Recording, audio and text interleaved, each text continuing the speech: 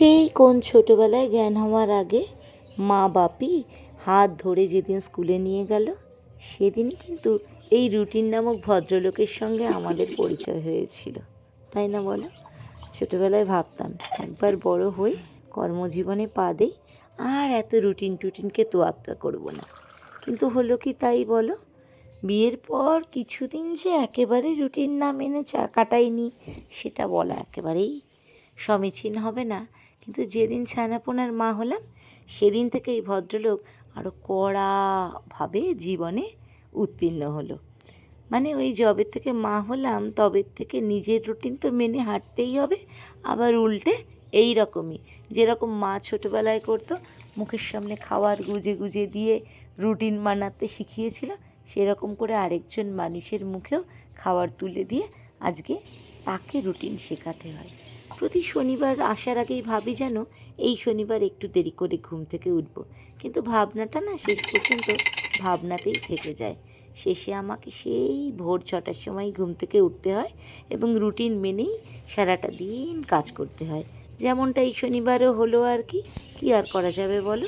Ready হয়ে গেছি, কোথায় যাচ্ছি একটু পর তোমাদেরকে দেখাবো, তোমাদেরকে নিয়েই যাব।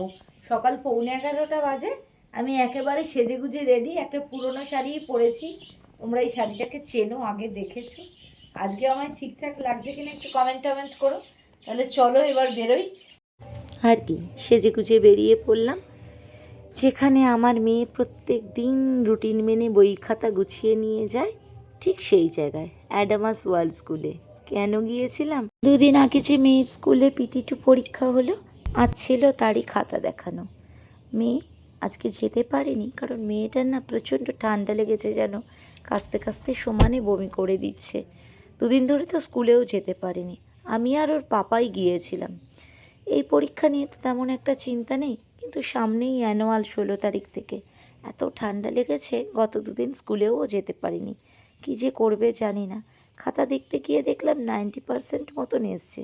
ঠিক আছে, ছোট মানুষ যেমনটা করেছে। যাই হোক, সেখানেই লাঞ্চ সারতে গেলাম স্কুলেই ক্যান্টিনে। গিয়ে মেনু দেখে আরও মনটা খারাপ হলো। ডায়েট চলছে, ডাল তো একেবারেই খাচ্ছি না। মুসুর ডাল, আলু ভাজা, আলু সিদ্ধ, মাছ ছিল, সেটাও সর্ষে পোস্ত দিয়ে করা। ক্ষমা ঘেন্না করে 2 হাতা ভাত কম্প্রোমাইজ করে কোনো রকমে খেয়ে উঠলাম। আর বুঝতেই পারছো তোমরা, মায়ের মতন আমারও প্রচণ্ড গলা বসেছে। তার ফলে আমার আজকের ভিডিওতে কথা বলতেও একটু কষ্ট হচ্ছে। তবে রাত 10টায় কিন্তু আরুষিস ব্লগে আসছি বকম বকম আরশির আড্ডাখানায় আড্ডা মারতে। আজ তাহলে আসি, আমি তোমাদেরই আরশি।